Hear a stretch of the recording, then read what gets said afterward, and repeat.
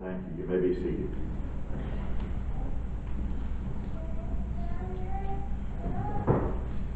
As we go about our lives day by day, nothing does your heart more good than to meet someone who's always bright, someone who's always cheerful, someone that's got a smile on their face, a song in their heart, and a word of kindness for everyone they meet. And conversely, I can't think of anything sadder than to always be around people that look at the dark side of everything. People that are doom and gloom and always looking at a worst case scenario about something.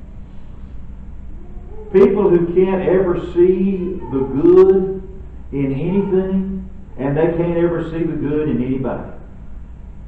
Folks that are always looking for something that they can complain about. Someone that's always looking for something negative to say about somebody else. You boil it down to its simplest terms, and there are only two kinds of people in this world. You have pessimists and you have optimists. You have those two classes of people in every organization you'll ever find. You'll have those two in every congregation of the Lord's people you'll ever find. The pessimist. The pessimist is the person that sees only the dark side of things. The person that's always looking for something to kind of grumble about or murmur about or complain about. The person that can never understand how any particular project can be undertaken or started. And then there's the optimist. And the optimist can see the good in things. The optimist is the person that sees the brighter side of life.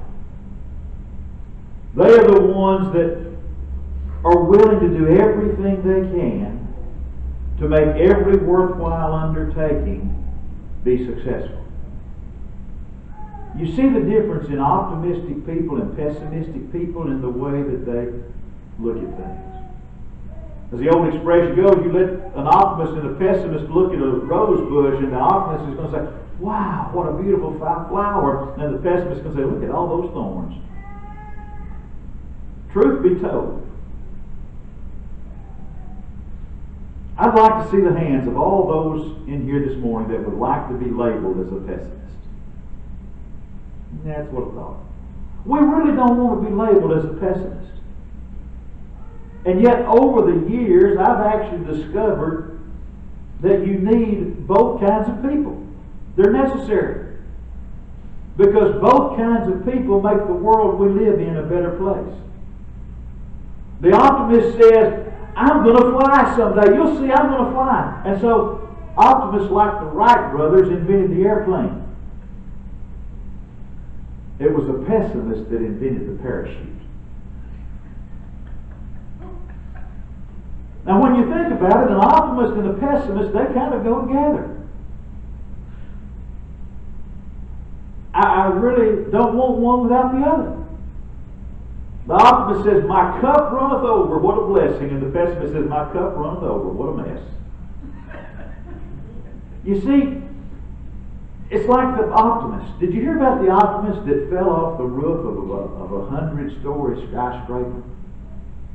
This optimist fell off the roof of a 100-story skyscraper. And at the 50th floor, somebody leans out a window and said, how's it going? He said, so far, so good.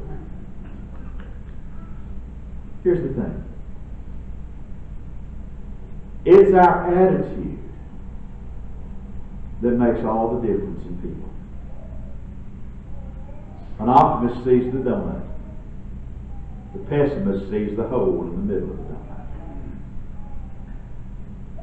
It's a golden trait of character to be able to discover the good and not the bad in other people. An old lady one time, that the story goes, had a reputation of finding the good in everyone that she came in contact with. One day there were some boys in the neighborhood where she lived that decided they'd put this old lady to the test. And they challenged her. And they said, Miss So-and-so, I bet you can't find anything good to say about the devil. She looked at him. She smiled. She said, well, he is always busy, isn't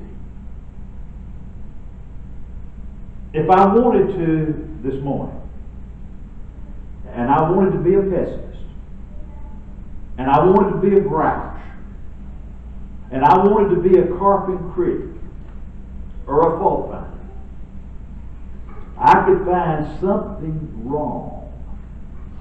I could find something bad to say about everybody that's assembled here today. I could really find things to criticize about those that aren't here this morning. If you wanted to, you could find something bad to say, something critical to say about me. A lot of folks have over the years. Sometimes they've even said it to my face, Leon. I had a man the other day looked at me and he said, you know, Tim, I don't want to hurt your feelings, but you're starting to show your age. Can you imagine that? Can you imagine anything more hurtful than looking at a man and saying, you know, you're really starting to show your age? I thought, hand me my walking stick and I'll just mosey along now, you know. The other side of it is this. If I want to look for the good things that you've done, and I want to find something good to say about you, I can find something good to say about every person that's here this morning. I could say, you're here. You're in worship. That's a good thing. This characteristic is not something new. It's not just something that's peculiar to our day and time. Let's just suppose I wanted to hide all the good qualities of someone's life. And I want to magnify all the bad things about someone's life. I could paint for you some of the darkest pictures you have ever seen of some Bible characters. That's what I want to do for a few moments this morning. I want to see just how easy it is to look for the bad in somebody and make their life seem dark and evil and sinister. I want us to see just how easy it is to paint someone as an evildoer. That's what we want to do. The story of Joseph is told in Genesis chapters 30 through 50. It's a rather lengthy reading, but if you'll turn there, we're going to read those 20 verses. I'm kidding. The story of Joseph is told in Genesis chapters 30 through 50. Now let's hear from the grouch, the fault finder, the pessimist, the mote hunter. Joseph, you want to tell me about Joseph? I'm going to tell you something. Quite frankly, I have absolutely no use for Joseph. You know, Joseph was his father's favorite. He was the pet. Remember that beautiful coat of many colors, that sport coat Jacob made for him? He was such a pet to his father. He was so obviously his father's favorite, he made all of his brothers hate him. He didn't get along well at home. Quite honestly, Joseph was not a man that played well with others. Then, think about what happened when his brothers sold him into slavery. He gets down to Egypt and a man gives him a job as an overseer in his home. This man trusted Joseph so much that he trusted Joseph with everything he owned. And how do you think Joseph repaid that trust? Well, being the sorry lowlife that he was, he made a pass at the man's wife. Well, at least that's what they said about him. And it must have been true, because after all, he got thrown in the prison dungeon because of it. I'll be honest with you. I have no use for Joseph. And I'm not going to have anything to do with a man like that. That's the way the pessimist, the grouch, the fault-finding mote hunter is going to talk about Joseph. Okay, now let's talk about Joseph in the eyes of someone that looks for the good in others. The person that would say, I know something good about you. You know, I'm going to tell you about Joseph. I've looked at his life very carefully, and if you want to see the life of a good man, a really good man, you need to look at the life of Joseph. Joseph is a perfect example of the purest manhood that you will ever find.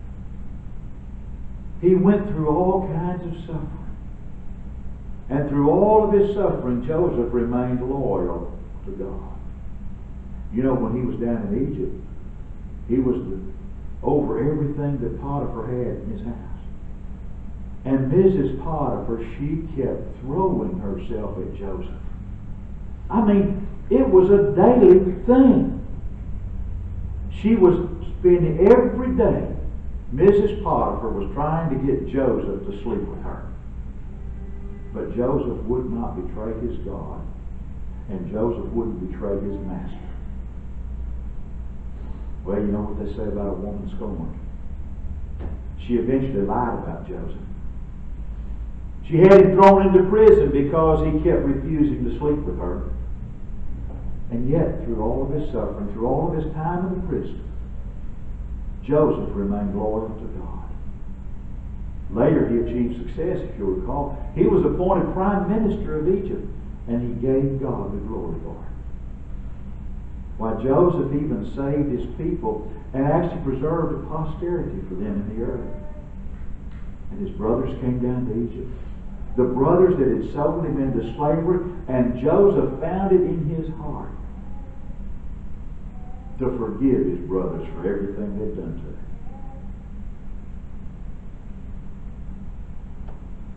How do we look at a person's life? Do we look at the good in him, or do we look for the bad? And when we find the bad, emphasize it and make sure we tell other people about it. When I think about the story of David, oh my goodness. 1 Samuel chapter 16 through 1 Kings chapter 2. I'm not going to read that all today. I want you to listen to the fault-finding, carping, critic, pessimistic grouch talk about David. Trust me. This person is not going to paint a picture of David that's pretty to look at.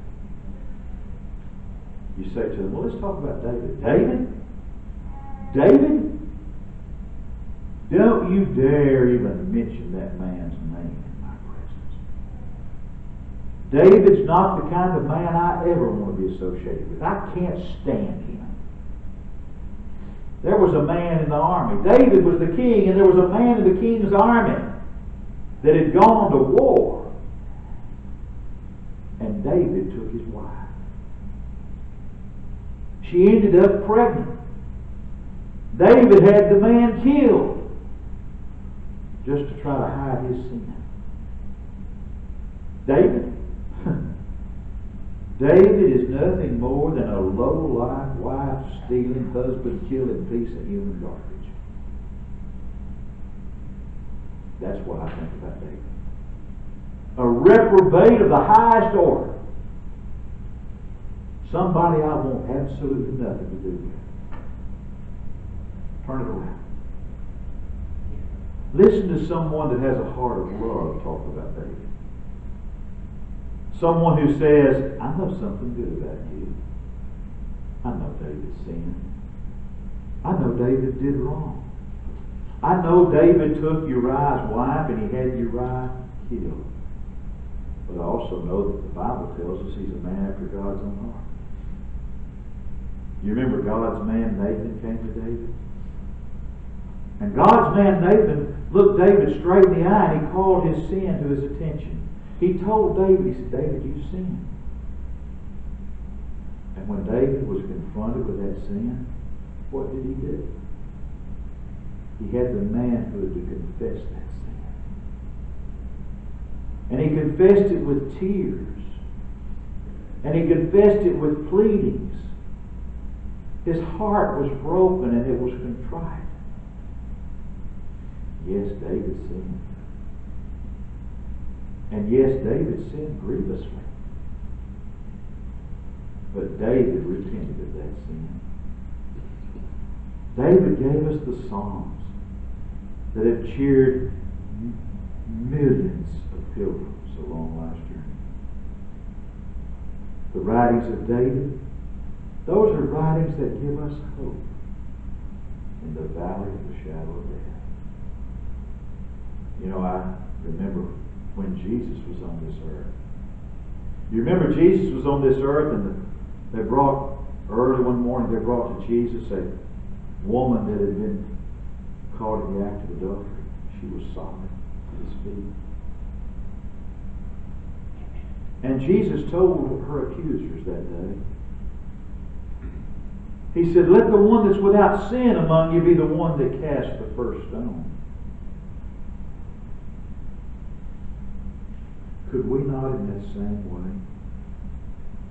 Could we not say that the one that is without sin, the one who's perfect, let that be the one to speak the first word?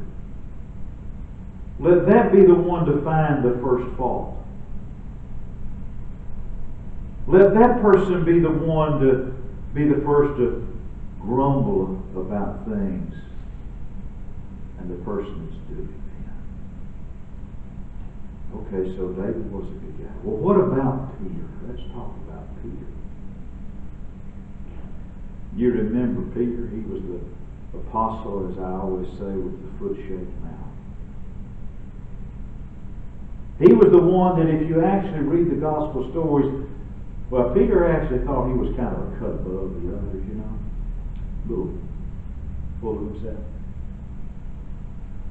Peter was haughty. He was proud. He was always boasting. You remember the night Jesus was betrayed. A little earlier he had said, Lord, everybody else may forsake you, but I won't. And yet he was following at a safe distance when Jesus was betrayed. Because he didn't want anyone to think he was associated with Jesus. And that same night, he'd spent 3 years with Jesus, but he lost his temper, drew his sword, and cut off a man's ear that night. And then, standing and warming himself by the devil's fireside, associating with those that had betrayed Jesus and those that had crucified Jesus, he denied Jesus 3 times. He started cursing and swearing. I don't have to use for Peter. He was a blowhard, and he was a coward. And as far as I'm concerned, he's less than useless. Okay? What does the person with the heart of love say about Peter? Yes, I remember that night. I remember Peter denied Jesus. I also remember that when Jesus looked at Peter and Peter caught his eye, Peter went out and wept bitterly because of what he'd done. The fault finder doesn't see Peter weeping bitterly. The fault finder doesn't see Peter rushing to the empty tomb the first day of the week. The fault finder doesn't see Peter coming back with courage and preaching that great sermon on Pentecost. Those looking for the worst in Peter, they don't see his boastfulness vanish into humility. Now here's the great question this morning. What kind of heart do you have?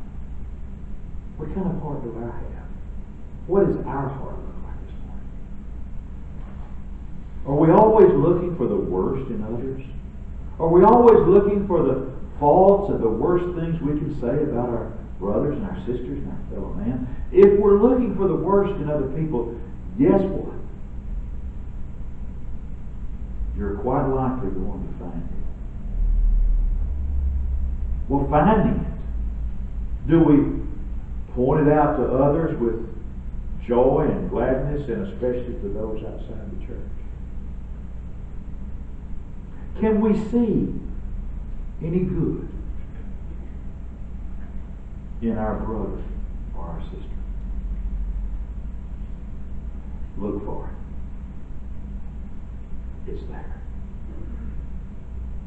And when you look for the good in someone else, and when you find the good in someone else, say, I know something good about you. Speaking kind words about others dispels the gloom of their lives. Speaking kind words to others and about others, you're going to see feeble knees lifted up. And you're going to see discouraged, disheartened, downtrodden folks take on a whole new life.